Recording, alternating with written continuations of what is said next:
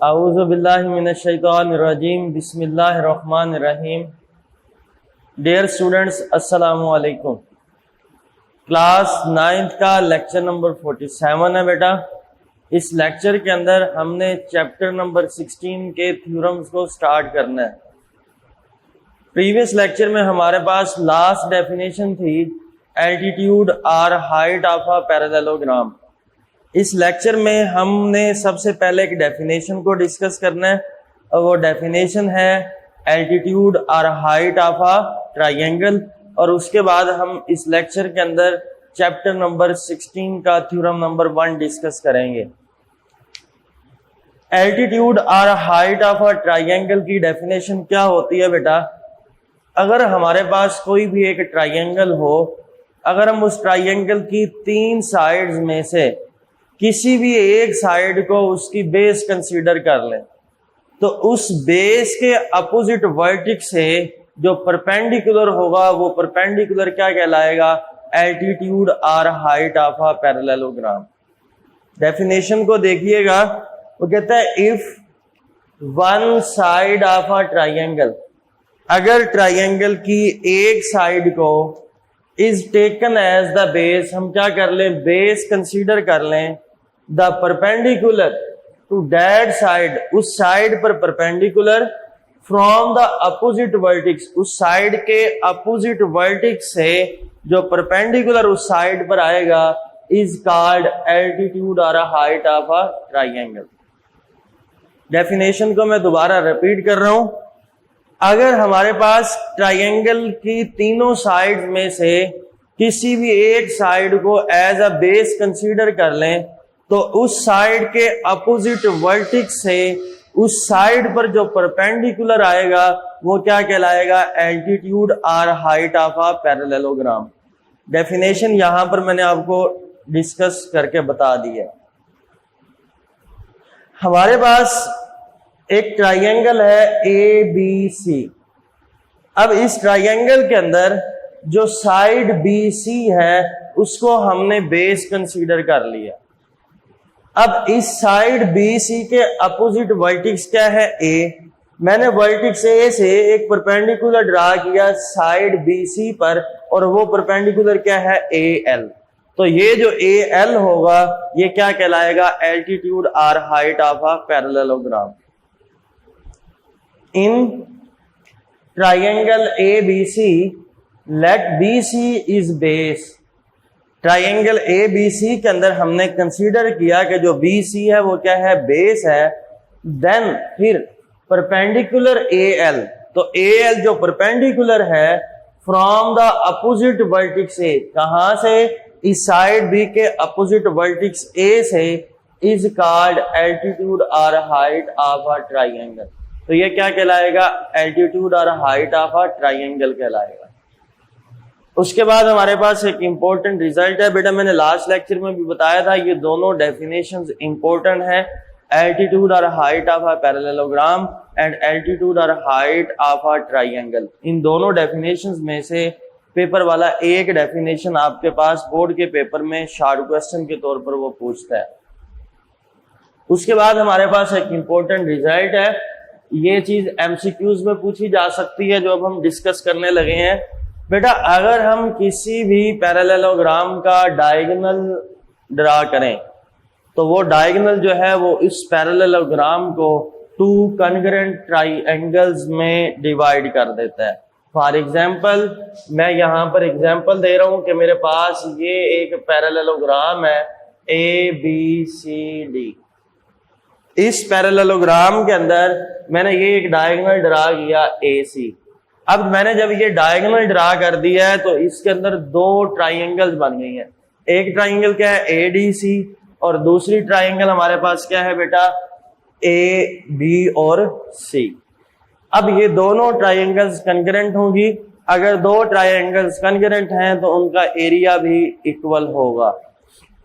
देखिएगा ये रिजल्ट, वो कहता है अ डायगोनल ऑफ अ पैरेललोग्राम, किसी भी पैरेललोग्राम का diagonal divide it into 2 congruent triangle, उसको क्या करता है? 2 कॉन्ग्रुएंट ट्रायंगल्स में डिवाइड कर देता है।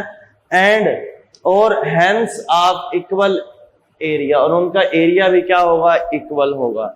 याद रखना, अगर दो ट्राइंगल्स कॉन्ग्रुएंट ट्राइंगल्स हैं तो उन दोनों का एरिया भी इक्वल होता है। ये चीज बात एमसीक्यूज में वो पूछ सकता है। नेक्स्ट हमारे पास थ्योरम है 16.1.1, चैप्टर नंबर 16 का थ्योरम नंबर 1 है। आपके बोर्ड के पेपर के अंदर दो थ्योरम आते हैं, एक चैप्टर नंबर 12 में से आता है, एक चैप्टर नंबर 16 में से आता है, और उन दोनों थ्योरम में से आपने एक थ्योरम अटेम्प्ट करना होता है। तो बेटा चैप्टर नंबर 12 के थ्योरम को जिस तरह हमने डिस्कस किया था, आज से हम लेक्चर नंबर 47 से चैप्टर नंबर 16 के थ्योरम को डिस्कस करेंगे, और आपने इन थ्योरम्स को अच्छे तरीके से समझना है और घर बैठकर इसकी बार बार प्रैक्टिस करनी है। पहला थ्योरम है, उसकी स्टेटमेंट है बेटा, parallelogram on the same base and between the same parallel lines are equal in area. वो कहते हैं अगर पैरेललोग्राम उनकी बेस सेम हो, अगर दो पैरेललोग्राम जिनकी बेस क्या हो, सेम हो, या वो दोनों parallelogram between the same parallel lines हो, तो फिर उन दोनों का एरिया भी क्या होगा, इक्वल होगा। इट्स मीन हम कह सकते हैं कि दो पैरेललोग्राम का एरिया इक्वल उस वक्त होगा जब उन दोनों की बेस सेम हो, या वो दोनों parallelogram between the same parallel lines exist कर रही हो। Parallelogram on the same base and between the same parallel lines are equal in area।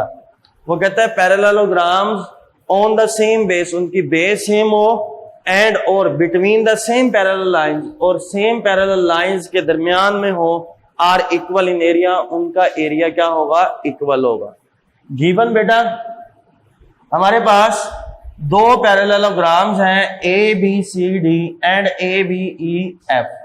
Diagram को देखिएगा जरा, ये डायग्राम है बेटा। डायग्राम को डिस्कस करने के बाद हम गिवन और प्रूफ को देखते हैं तो आपको आसानी होगी। बेटा ये एक पैरेललोग्राम है ए बी सी डी, दूसरी पैरेललोग्राम है ए बी ई एफ। ये दो पैरेललोग्राम्स हैं। अब इन दोनों पैरेललोग्राम की जो बेस है वो क्या है, सेम, और वो बेस क्या है, ए बी। वो बेस क्या है, ए बी। और दूसरी बात, ये दोनों पैरेललोग्राम्स एक सेम पैरेलल लाइंस, दो सेम पैरेलल लाइंस के दरमियान में है, और वो पैरेलल लाइंस क्या है, ए बी जो है वो पैरेलल है किसके, डी ई के। तो देखिएगा कि ये दो पैरेललोग्राम्स थी, इन दोनों की बेस सेम थी, और दोनों parallelogram between the parallel lines, two parallel lines, और दो पैरेलल लाइंस के दरमियान थी। गिवन देखें, two parallelograms A B C D and A B E F. एक पैरेललोग्राम क्या है, ए बी सी डी है, दूसरी क्या है, ए बी ई एफ है। Having the same base A B, उनकी बेस क्या है, सेम, और वो बेस क्या है, ए बी है। And between the same parallel lines A B and D E, और वो दोनों पैरेललोग्राम जो हैं वो सेम पैरेलल लाइंस के दरमियान में, वो पैरेलल क्या है, A B and D E. हमने प्रूव ये करना है कि area of parallelogram A B C D equal होगा area of parallelogram A B E F. Area of parallelogram ABCD is equal to area of parallelogram ABEF। हमने ये चीज prove करनी है कि इन दोनों पैरेललोग्राम्स का एरिया इक्वल होगा। प्रूफ करते हैं इसका। प्रूफ के अंदर सबसे पहली बात हम ये देखते हैं, हमारे पास एक पैरेललोग्राम है ए बी सी डी। अगर मैं इस पैरेललोग्राम को यहां पर सेपरेट करके बनाऊं तो इसको जरा गौर से देखिएगा, ए बी सी और डी। अब इस पैरेललोग्राम के अंदर एक पोर्शन ये बन रहा है, ये पूरी क्या है कि पैरेललोग्राम है ए बी सी डी। अब इस पैरेललोग्राम के अंदर दो चीजें हैं, एक तो है बी ई सी जो कि एक ट्राइंगल है, दूसरी क्या है ए बी ई डी, और ये ए बी ई डी क्या है क्वाड्रिलेटरल है। तो बेटा इस parallelogram A B C D का जो एरिया होगा वो इस quadrilateral A B E D का सम किसके साथ, area of triangle E B C का।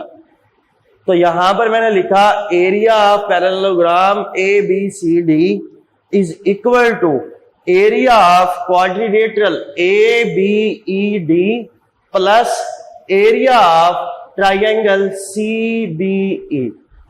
और इसकी रीजन क्या दी, एरिया एडिशन एक्सियम। क्लियर होगी जी बात।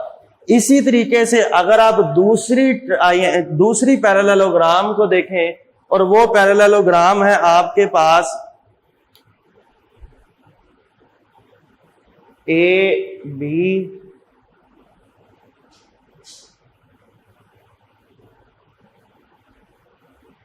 E F. अब इस पैरेललोग्राम के अंदर अगर आप देखें तो ये चीज बन रही है, इस पॉइंट को नाम दिया हुआ है डी का। तो इस parallelogram A B E F के अंदर भी दो चीजें हैं, एक क्वाड्रिलेटरल है ए बी ई डी और दूसरी हमारे पास ट्राइंगल है डी ए एफ। तो इस पैरेललोग्राम के अंदर दो चीजें हैं, एक है क्वाड्रिलेटरल, दूसरी है ट्राइंगल। तो इस parallelogram A B E F का जो एरिया होगा वो इक्वल होगा किसके, area of quadrilateral A B E D, area of triangle D A F, और इसको मैंने नाम दिया 2 का। इसकी रीजन भी यही लिखी, एरिया एडिशन एक्सियम। अब आप देखें गौर से, इसके अंदर दो ट्राइंगल, दोनों डायग्राम के अंदर दो ट्राइंगल थी, और वो ट्राइंगल क्या थी, सी बी ई, और दूसरी क्या थी, डी ए एफ। अगर आप गौर से देखें तो बेटा जो सी बी है इस डायग्राम के अंदर, अगर आप गौर से देखें तो जो सी बी है उसके पैरेलल क्या है, डी ए। और हमें पता है कि पैरेललोग्राम के अंदर अपोजिट साइड्स, इस साइड के अपोजिट साइड ये है ना बेटा, अपोजिट साइड्स पैरेलल भी होती हैं और अपोजिट साइड्स इक्वल भी होती हैं। तो मैं ये कह सकता हूं सी बी के अपोजिट साइड डी ए थी, तो सी बी ए इक्वल होगा डी ए के। मैं लिख सकता हूं measurement C B is equal to measurement D A. और रीजन क्या लिखी, opposite sides of a parallelogram. और ये जो साइड्स है कौन सी पैरेललोग्राम के अंदर हैं, ए बी सी डी के अंदर। इसी तरीके से अगर हम parallelogram A B E F को देखें तो बी ई के जो अपोजिट साइड है वो ए एफ है, तो बी ई इक्वल होगा ए एफ के। मैं लिख सकता हूं measurement B E is equal to measurement A F, और उसकी रीजन क्या लिखी है, opposite sides of a parallelogram. दूसरी बात, दो बातें हमने डिस्कस कर ली, दोनों पैरेललोग्राम्स के अंदर हमने अपोजिट साइड्स को इक्वल लिख लिया। तीसरी बात हम यहां पर ये कर रहे हैं कि जो बी सी है वो पैरेलल है ए डी पर, और बी ई जो है वो पैरेलल है ए एफ के। अपोजिट साइड्स पैरेलल हैं, तो इट्स मीन कि इस यहां पर बनने वाला एंगल और यहां पर बनने वाला एंगल भी इक्वल होगा। मैंने यहां पर लिखा measurement C B E is equal to measurement angle D A F, D A F. Reason क्या लिखी कि जो बी सी है वो पैरेलल है ए डी पर, और जो बी ई है वो पैरेलल है ए एफ पर। ये मैंने रीजन लिखी इसकी। अब आप अगर गौर से देखें तो दो साइड्स और एक एंगल इक्वल आ गया। तो साइड एंगल, साइड पास्टुलेट के मुताबिक हम ये कह सकते हैं कि ये दोनों ट्राइंगल्स भी कॉन्ग्रुएंट ट्राइंगल्स हैं। By using side angle side postulate, अगर दो साइड्स और एक एंगल, एक ट्राइंगल के दूसरी ट्राइंगल के दो साइड्स और एक जो कॉरस्पॉन्डिंग साइड्स और एंगल होगा उसकी कॉन्ग्रुएंट आ जाए तो दोनों ट्राइंगल्स कॉन्ग्रुएंट होती हैं। तो मैंने लिखा triangle C B E congruent to triangle D A F. तो इट्स मीन अगर ये दोनों ट्राइंगल्स कॉन्ग्रुएंट हैं तो इन दोनों का एरिया भी इक्वल होगा। मैंने ये बात पहले बताई है कि अगर दो ट्राइंगल्स कॉन्ग्रुएंट होंगी तो उनका एरिया भी इक्वल होगा। तो area of triangle C B E equal होगा area of triangle D A F के, और इसको मैंने नाम दे दिया 3 का। अब आप इक्वेशन नंबर 1 और 2 को देखें, इन दोनों के अंदर एक चीज यूज हो रही है। यहां पर इक्वेशन 1 में लिखा हुआ है area of triangle C B E, यहां पर लिखा हुआ है area of triangle D A F. बेटा ये दोनों इक्वल हैं, ये चीज हमने इक्वेशन नंबर 3 में कह दी है। अगर ये दोनों चीजें इक्वल हैं तो यहां पर सिर्फ क्या रहेगा, area of parallelogram A B C D equal आएगा area of quadrilateral A B E D के, और area of parallelogram A B E F भी इक्वल आ जाएगा area of quadrilateral A B E D के। तो दोनों का जो एरिया है इक्वेशन नंबर 1, 2 और 3 को यूज करते हुए हम ये कह सकते हैं कि दोनों parallelogram A B C D और ए बी ई एफ दोनों का जो एरिया होगा वो भी इक्वल होगा। Area of parallelogram A B C D is equal to area of parallelogram A B E F. कहां से ये बात की हमने, फ्रॉम 1, 2 एंड 3। 1 और 2 को देखा, उसके 1 और 2 के अंदर हमने ये इक्वेशन 3 को पुट किया, दोनों का एरिया इक्वल था तो सेम पुट करेंगे, तो दोनों का एरिया पैरेललोग्राम्स का इक्वल आ जाएगा। इंशाल्लाह ताला नेक्स्ट लेक्चर नंबर 48 के अंदर हम चैप्टर नंबर 16 का थ्योरम नंबर 2 डिस्कस करेंगे। अल्लाह हाफिज।